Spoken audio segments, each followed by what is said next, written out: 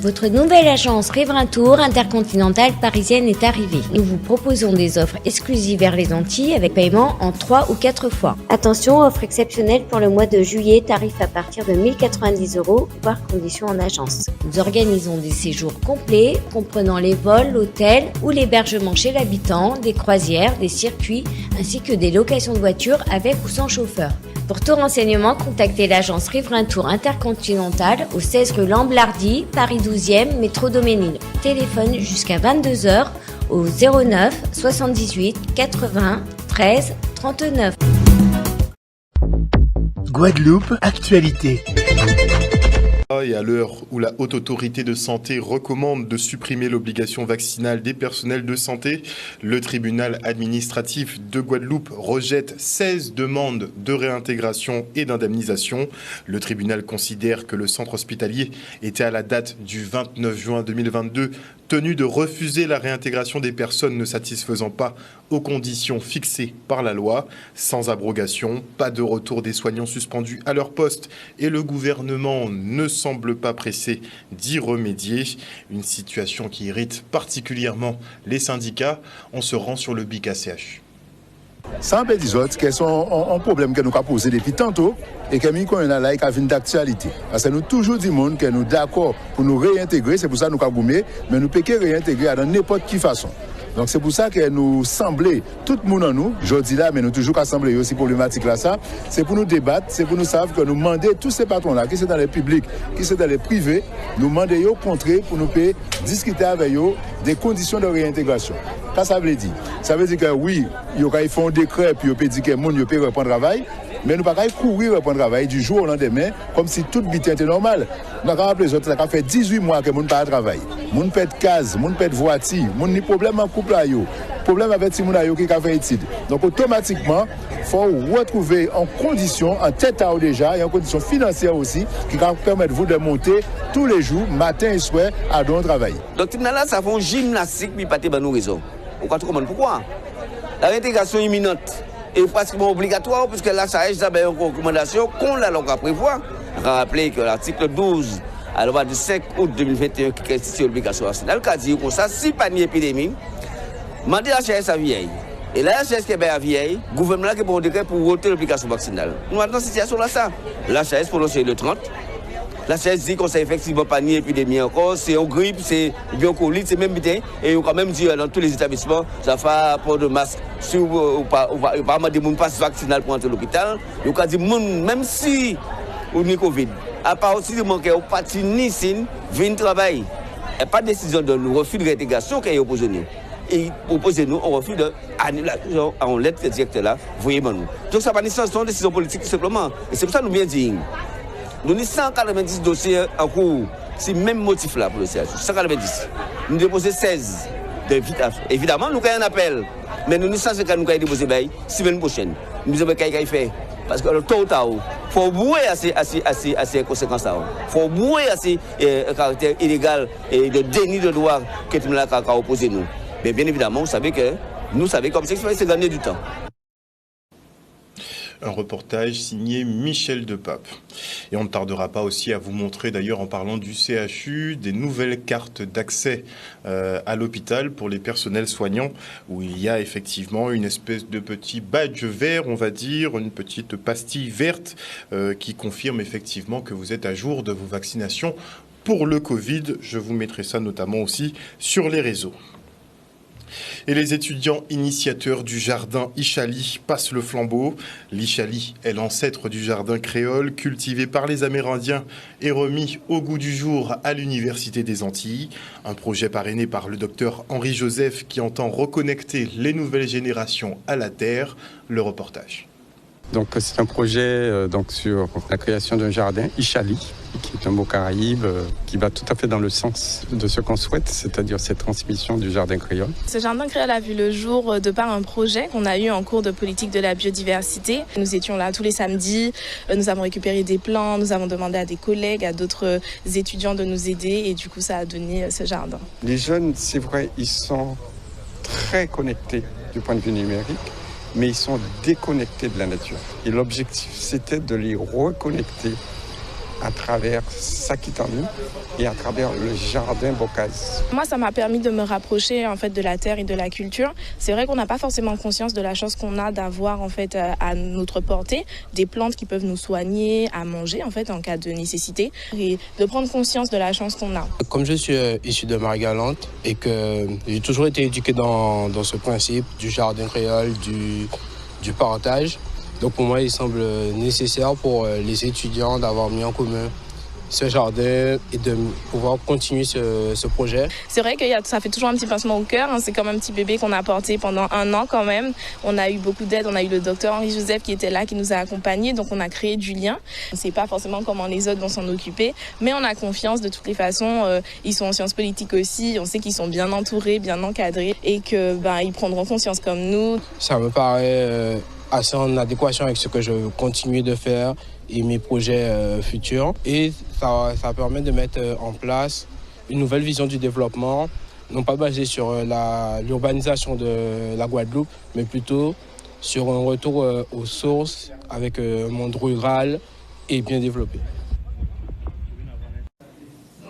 Un reportage signé Solène Fèvre. La municipalité de Trois-Rivières, elle vote son budget à l'unanimité, mais sans la présence de l'opposition.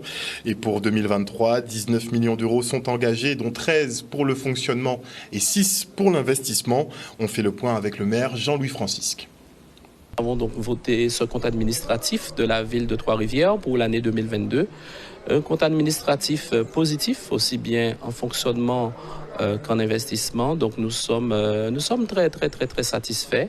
Nous démontrons à notre population que oui, nous sommes en capacité de bien vouloir gérer. De gérer, oui, mais de pouvoir aussi assurer des investissements. Donc satisfaits de ces opérations aujourd'hui, où avec la majorité municipale, nous sommes venus prendre connaissance de ces données financières suite à la présentation du compte de gestion par le trésorier payeur. Donc nous étions là aussi très satisfaits de voir que les chiffres de Trois-Rivières sont acceptables, sont corrects et nous permettent de pouvoir envisager de véritables investissements. Donc sur notre budget 2023, c'est un budget de près de 19 millions, près de 13 millions en fonctionnement, 6 000 en investissement, avec des opérations très intéressantes que nous allons pouvoir mettre en œuvre au profit de la population de Trois-Rivières. Nous sommes toujours accompagnés et nous remercions toujours les collectivités, que ce soit M. Harry Chalus, président de région, qui nous accompagne dans le cadre de nos opérations, le président du département, M. Guy Losbar aussi, qui, voilà, ce sont des collectivités qui sont aux côtés de Trois-Rivières et ils nous permettent de pouvoir répondre aux besoins de notre population. Position qui fait le choix de la chaise vide, c'est un choix. Nous voulons dire à Trois-Rivières qu'elle ne s'est pas trompée. L'équipe municipale en place démontre une certaine responsabilité dans l'action. Elle maîtrise ces éléments financiers pour lui permettre de produire tout cela en investissement. L'opposition, elle est égale à elle-même. Quand elle vient, peut-être ne partage pas un certain nombre de choses. Néanmoins, nous constatons que c'est une chaise vide et Trois-Rivières peut continuer à nous faire confiance. Nous serons aux côtés de notre population en transparence et humilité. Un reportage signé Olivier Félix. La ville de Gourbert, elle lance la première application mobile d'une municipalité en Guadeloupe. Agenda, services communaux, commerce, sites touristiques, traces de randonnée, numéros utiles et bien d'autres infos sont disponibles en quelques clics. Le reste en images. Voulu quand même inaugurer par cette application Gourbert Active qui permet d'avoir dans la poche toutes les activités sur le territoire de Gourbert, toutes les compétences réunies de Gourbert, mais aussi de la communauté d'agglomération, de savoir ce que se fait en matière d'éducation, de transport, eau, assainissement, santé, voilà, donc tous les services de proximité au niveau des inscriptions scolaires, les inscriptions pour la restauration scolaire, donc tout le quotidien des personnes. Et l'objectif pour nous, c'est se rapprocher par le numérique, la dématérialisation de nos concitoyens. De plus en plus, les gens consultent à distance. Ça touche ceux qui sont moins réfractaires au numérique, mais ça permet aussi progressivement d'assurer une certaine égalité en termes d'information. C'est un support de plus qui ne modifie pas les modes classiques d'information, mais ça donne de la liberté. Sur cette application, donc, on peut trouver des actualités qui sont diffusées en temps réel à la population. On peut trouver des événements également. On trouve le signalement qui est une fonctionnalité très importante qui permet aux citoyens de signaler tout ce qui se passe sur le territoire, au niveau de l'eau, au niveau de la gestion des déchets, au niveau des problèmes électriques, etc. Peu importe la nature du problème sur le territoire, le citoyen peut signaler en temps réel avec une adresse qui est géolocalisée, des photos à l'appui. On trouve l'ensemble des acteurs du territoire dans tous les domaines, donc la santé, le commerce, les associations, etc. Donc on trouve les hébergements touristiques également, les traces touristiques du territoire, les sites touristiques. Donc beaucoup d'informations. C'est une application qui a 35 fonctionnalités. On utilise à peu près une vingtaine pour le moment. Et on se rend au local de l'association Lienage Beaucantage aux Abîmes pour un atelier sculpture et poterie ouvert aux petits comme aux grands. L'association, c'est une association de cours d'art plastique. On donne des cours de poterie, de sculpture sur bois et de dessin et peinture. Et à tout public. En fait, on travaille avec des enfants, des adultes, avec des centres de formation, enfin, avec un peu tout le monde, et les quartiers. Aujourd'hui, c'est des stages. Nous proposons des stages aussi. Et là, en ce moment, aujourd'hui, ce sont des enfants qui sont en train d'apprendre une initiation, c'est une initiation à la sculpture sur bois. En leur expliquant un petit peu les étapes, les différentes étapes, en passant par un dessin et ensuite après les outils, comment utiliser les outils et puis l'affûtage, toutes les différentes parties, les différentes étapes pour pouvoir réaliser une sculpture. Alors là, je suis en train de travailler sur la conception d'un personnage pour ensuite le proposer à un stage adulte ou peut-être stage enfant aussi, pourquoi pas. Alors c'est une passion parce que je fais ça depuis très longtemps.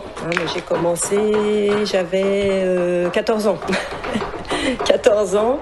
Et voilà, j'ai toujours travaillé l'argile depuis tout ce temps jusqu'à maintenant. Ça permet de s'exprimer et voilà, de s'évader. Et on est concentré sur ce qu'on fait et finalement on oublie tout le reste. Donc c'est ce qui est intéressant, surtout dans l'art en général, c'est toujours un peu ce qui se passe. Et beaucoup de gens, de stagiaires ou des personnes qui viennent en cours disent ça, voilà, ils ne pensent plus à rien, ils oublient leur travail, leurs soucis, c'est génial pour ça. Absolument, c'est une manière pour moi de transmettre et de montrer aux enfants qu'est-ce qu'on peut faire avec leurs mains, en étant manuel, par le portable, voilà, c'est surtout ça. N'est-il pas ? Et on part maintenant pour le comité de pilotage du plan local pour l'insertion et l'emploi du Nord Grande Terre. Oui, c'est une très belle séance de travail dans le cadre de l'insertion. Donc avec tous nos partenaires institutionnels, le sous-préfet est présent, la région est présente, le département est présent. Et puis nos partenaires de Pôle emploi, de la CAF, de la mission locale. Donc c'est une séance qui nous a permis de toucher du doigt les problématiques de l'insertion de l'emploi. Et puis vous savez aussi que c'est une séance qui nous a permis d'évaluer aussi les travaux que le pli du Nord Grande Terre accomplit avec sérieux, avec obstination. Et puis les résultats sont là dans le cadre de l'intégration et de l'insertion des jeunes sur le territoire du Nord Grande Terre. Comme je l'ai dit tout à l'heure, le pli Nord Grande Terre est exemplaire en Guadeloupe. On aimerait l'avoir sur tous les territoires. Le partenariat déjà qui est fait avec l'ensemble des collectivités de Nord Grande Terre, les services de l'État, du département, de la région, les partenaires économiques et sociaux du territoire. Et donc ce travail de fond, dans la continuité et dans la durée, produit tous ces effets comme vous l'avez vu aujourd'hui. Il fallait finaliser les choses avec la mission locale. Et donc c'est un partenaire supplémentaire qui vient s'ajouter à cette action pour l'insertion des Nord-Grande-Terriens, de la communauté d'agglomération du Nord-Grande-Terre.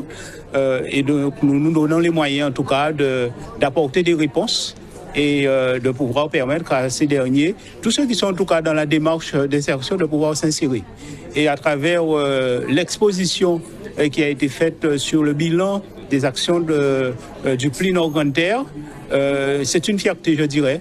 Et comme on l'a dit, souvent on entend parler de ce qui ne se fait pas, mais l'important aussi, de mettre en avant les choses qui fonctionnent pour que tous ceux qui s'adonnent à ce que cela fonctionne puissent continuer. Et en disant ça, je pense particulièrement aux agents qui se donnent les moyens, qui travaillent pour leur salaire et qui accompagnent ceux qui sont dans la difficulté. Et bien sûr, nous les élus, on dira qu'on est dans la logique de notre mission et de notre implication politique. De retour sur le plateau, je reçois le maire de la Désirade, monsieur Loïc Tonton. Bonsoir, monsieur Tonton. Bonsoir, Canadis. Bonsoir à toute la Guadeloupe. Alors, après 4 années d'absence, la fête à Cabrit revient, effectivement, très prochainement pour les vacances de Pâques, justement. Mais avant de parler des célébrations, j'aimerais quand même faire un point par rapport à votre territoire qui connaît la double insularité, voir effectivement si les choses s'arrangent un petit peu. On parlait tout à l'heure d'un point de vue médical, vous aviez des problèmes justement à recruter des médecins, à faire venir des médecins sur le territoire. Est-ce que vous avez trouvé des solutions depuis? Alors c'est vrai, depuis l'année dernière, depuis 1 an et quelques mois d'ailleurs, nous nous battons tous les jours quasiment pour pouvoir avoir un médecin sur l'île de la Désirade avec l'ARS, avec le conseil départemental, même avec la région, la CARL, toutes les institutions sont de notre côté. Et c'est vrai que le côté libéral complique un peu les choses, puisqu'on ne peut pas forcer une personne de venir en étant libéral. Il faut vraiment qu'elle souhaite venir sur le territoire. Et c'est là où ça peut être très compliqué. Donc c'est vrai que nous, collectivités municipales, on met en place, on fait des propositions pour pouvoir permettre à cette personne de venir sur la Désirade. Vous faites quand même des offres avantageuses, il y a quand même beaucoup d'avantages. Au moins déjà un logement, puisque nous ne pouvons pas forcément aller plus, mais au moins un logement, faire en sorte de pouvoir inciter cette personne à accepter de venir sur la Désirade. Mais je dois quand même rappeler que nous avons, même si c'est très peu, il faut quand même le souligner, que nous avons pu mettre également, par le biais d'une structure privée, notamment à l'eau médicale, 2 jours de permanence par semaine. Alors c'est vrai que nous sommes conscients que ce n'est pas suffisant, nous sommes conscients, donc c'est pour ça que nous continuons à travailler là-dessus, mais en tout cas ça me permet quand même de pouvoir atténuer le manque de médecins qui était quasiment nul sur le territoire. Alors justement, l'offre médicale nous emmène directement au problème de transport. Alors, double insularité, vous avez effectivement le transport maritime, mais bon, avec les sargasses, ça peut poser problème. En tout cas, pendant une longue période, 1 fois par an, vous avez ce souci-là depuis plus d'1 décennie. Vous avez réouvert une piste de façon à pouvoir faire des acheminements par voie aérienne. Mais est-ce que ce sera suffisant ?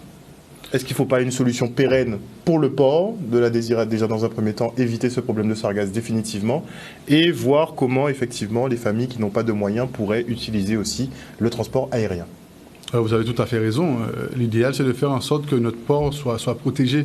Je le dis souvent, nous sommes très particuliers et c'est vrai que j'ai une pensée également pour Désirade, mais surtout pour les îles du Sud, de manière générale, puisque c'est les mêmes problématiques. C'est un port. Qui dit un port, dit une porte d'entrée et une porte de sortie, en quelque sorte. Donc il faudrait que cette porte soit bien entretenue, soit protégée. Aujourd'hui, je dois quand même souligner que le conseil départemental est à nos côtés. Ils font les efforts qu'il faut et je dois quand même remercier le président Losbar d'être à nos côtés. C'est vrai que les sargasses, depuis 12 années, nous apportent beaucoup de problématiques à la Désirade, à la Guadeloupe de façon générale, mais surtout à la Désirade, puisque c'est vrai, des fois, ça bloque le port. Nous n'avons pas une période de sargasses, nous avons aujourd'hui toute une année de sargasses. Donc c'est vrai qu'il est plus qu'important de pouvoir trouver des solutions, et d'ailleurs c'est pour cela que, pas plus tard que ce matin, nous avons un conseil portuaire avec le conseil départemental, donc c'est le conseil qui régit plus ou moins les ports.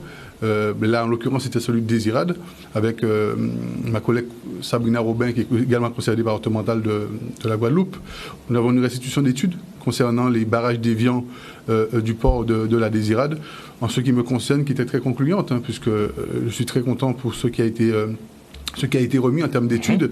Donc il y a également des actions à mener pour pouvoir au moins montrer à notre population que nous avons vraiment envie de solutionner cette problématique. En tout cas, moi, ça me tient très à cœur avec l'équipe autour de moi que nous puissions résoudre ce problème une bonne fois pour toutes, puisque je le répète, ça dure depuis 12 ans, pardonnez-moi, et il faut vraiment aujourd'hui que nous trouvions une solution. Mais il ne faut plus rester dans cette situation. Ça passe malheureusement par les autorisations. Ça passe. Qu'est-ce qui prend autant de temps, puisque vous avez déjà abordé cette question-là à plusieurs reprises, puisque ça pose de sérieuses difficultés à votre territoire. Qu'est-ce qui prend autant de temps? Alors c'est vrai que la question des autorisations prend énormément de temps.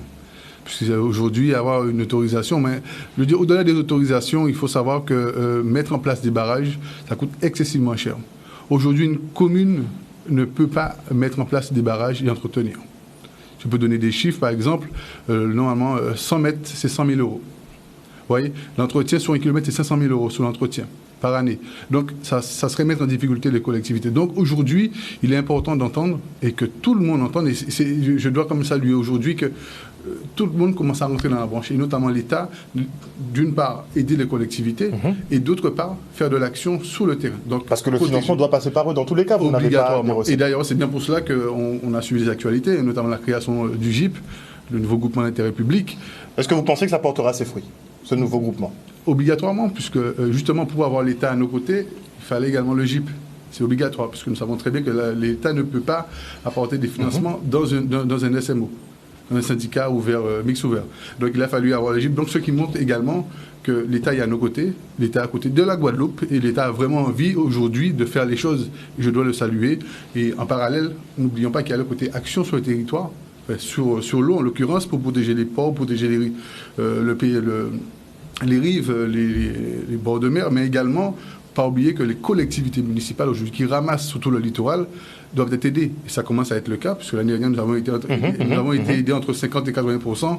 Je ne peux que le saluer. 50-80%, est-ce que c'est suffisant? Est-ce que ça ne grève pas, on parlait de gréver, de trop gréver justement les budgets des collectivités? Bien sûr, moi ce que je demande c'est 100%. Est-ce que c'est négociable, ça? Si, c'est négociable. Enfin, c'est discutable en tout cas.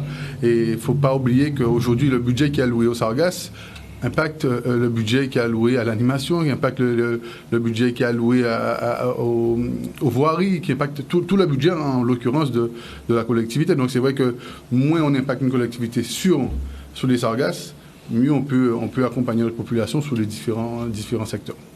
Donc il faudra que le SMO prenne toute la responsabilité de la gestion des Sargasses, et comme ça les communes pourraient justement rester un peu. Déjà à nos côtés, si nous avons l'État, ce qui commence à être le cas, et je le répète. Est-ce que les financements arrivent? Ça arrive, oui, ça arrive. D'ailleurs, c'est pour ça que je le salue. Donc je pense que nous sommes dans une période où les choses commencent à se faire véritablement. Et comme je le dis souvent, aujourd'hui, nous avons une population qui a besoin d'action, qui a besoin de voir les choses. Et c'est ce que nous disons aussi, nous élus. Nous avons besoin de faire les choses. Donc, je pense que l'année 2023 sera une année qui restera dans les mémoires, je pense. Sur quel projet porteur vous travaillez en ce moment? Dans beaucoup de projets. Je rappelle que nous avons la mairie de la Désirade qui est en cours de travaux. Alors, avant d'arriver sur ces projets, il faut quand même rappeler que nous avons eu toute la départementale qui est en travaux, puisque nous avons une départementalité complètement abîmée. Et d'ailleurs, encore une fois, je remercie le conseil départemental d'avoir été à nos côtés. Toute la départementale a été faite.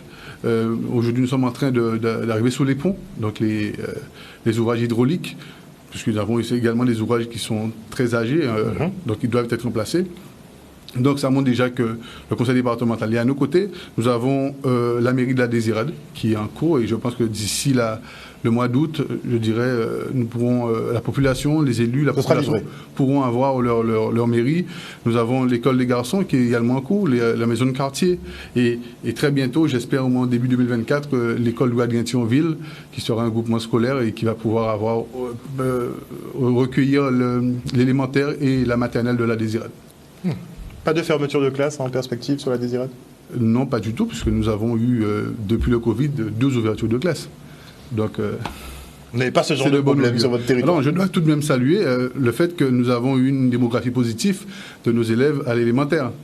Donc ça montre aussi que l'équipe municipale est au travail, que nous avons des jeunes qui sont partis, qui ont été prendre de l'expérience, qui ont été voir autre chose, et qui sont en train de retourner avec les enfants, avec de la compétence, de l'expérience, et ça fait qu'aujourd'hui nous avons une démographie positive au niveau des écoles. Oui. Entendons-nous bien.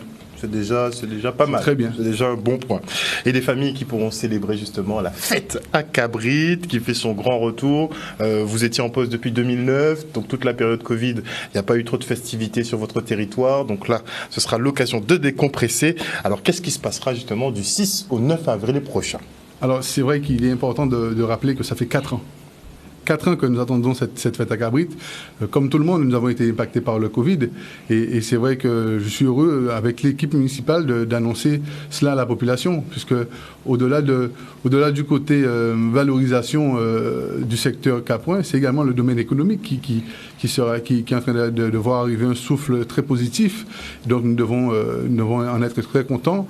Je le rappelle aujourd'hui, cette année, c'est surtout...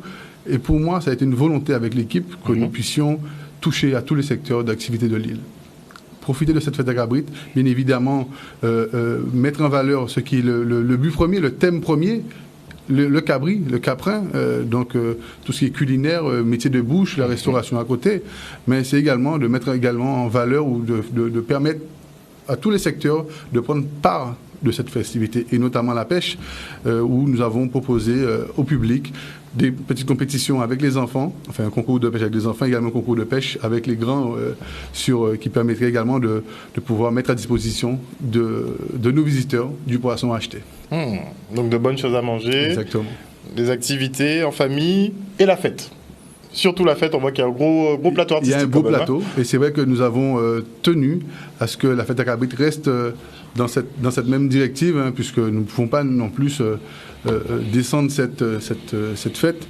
Donc nous continuerons d'ailleurs à aller sur cette dynamique et offrir à notre population aussi avant tout, mais également à nos visiteurs, un beau plateau d'artistes qui permet de tout un chacun de trouver ce qu'ils aiment en réalité, puisque vous voyez très bien que pour vendredi, nous avons pour vendredi saint le côté gospel. Un peu plus soft, oui. Gospel, un peu soft, très soft, qui reste un peu dans le thème de la journée, ou du moins nos amis religieux qui pourront mieux se retrouver. Et également le samedi, plus jeune, zouk, jeune, triple K par exemple, des trucs comme ça. Et le dimanche, qui est également très attendu avec le groupe Kai, Dynasties. Voilà, c'est vraiment quelque chose qui en a vraiment voulu toucher à tous les tranches d'âge. Faire plaisir à tout le monde. Voilà. En plus, tout est gratuit. Pour cette année. Donc l'année prochaine, on reviendra quand même avec des offres tarifées. Là, c'est vraiment cadeau pour la population. Je ne vais pas m'avancer, mais en tout cas, je vais surtout rappeler que nous n'avons pas forcément prévu d'organiser la FAC cette année, puisque nous nous sommes dit, bon, certainement comme chaque année, nous aurons le Covid qui viendra s'en mêler et nous embêter un petit peu. Et heureusement, ça n'a pas été le cas. Donc, je dirais en 35 jours, on a pu rassembler les fonds, rassembler les acteurs, faire en sorte que ça se fasse. Et c'est vrai, au-delà de la manifestation, c'est un vrai défi. Et je dois quand même saluer la réactivité des institutions qui nous ont accompagnés, des entreprises également qui ont bien voulu prendre part de la manifestation. Et ça a été très rapide. Donc je peux que saluer cette dynamique autour de la FAC, puisque ça montre que la conscience de l'intérêt de la FAC, elle est au-delà des frontières de la Désirade. Donc le rendez-vous est donné du 6 au 9 avril prochain sur la plage de Fifi à Beau Séjour à la Désirade. Ce sera le week-end de la fête à Cabrit à l'occasion effectivement de ces vacances de Pâques. Et tout est gratuit pour cette année. En tout cas, merci beaucoup. L'entrée est gratuite. L'entrée est gratuite. Bon, après, la nourriture, il faudra quand même participer pour lancer l'économie de l'île. En tout cas, merci beaucoup, monsieur le maire, d'être venu sur ce plateau et pour ce petit bilan improvisé, puisque ce n'était pas au programme. Merci encore. Merci. Et la ville de Sainte-Anne, elle, organise le Pâques à Timoun. Plus de précisions dans le reportage. Nous sommes au centre culturel de la ville de Sainte-Anne et plus précisément là où la bibliothèque municipale multimédia aux Anges Charles-Isgan a déménagé depuis bientôt 1 an. C'est vrai que depuis au mois de mars dernier, le bâtiment même il est fermé pour travaux et donc nous avons installé la bibliothèque ici afin de continuer bien sûr les activités parce que la bibliothèque c'est avant tout pour la lecture publique mais nous créons aussi des animations. Alors aujourd'hui, nous avons Pakatimoun, c'est des vacances. Une animation a été créée avec l'ensemble de l'équipe de la bibliothèque pour pouvoir mettre en avant, bien entendu, des activités pour les enfants autour de Pâques, entre le crabe, entre comment on fait le crabe, d'où sort le crabe, entre les créations, des activités manuelles. On a eu aussi la lecture de contes. Bien entendu, ce sont les moments préférés des enfants. Et maintenant, c'est la partie coloriage. Et c'est vrai que les enfants sont très enthousiastes. Alors, ce n'est pas seulement pour les enfants. Il faut savoir aussi que lorsque nous attendons les enfants, ils sont accompagnés de leurs parents.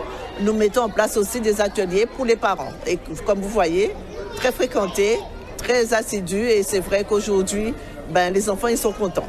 Outremernews.fr, le site de l'actualité outre-mer, 24 heures sur 24 et 7 jours sur 7.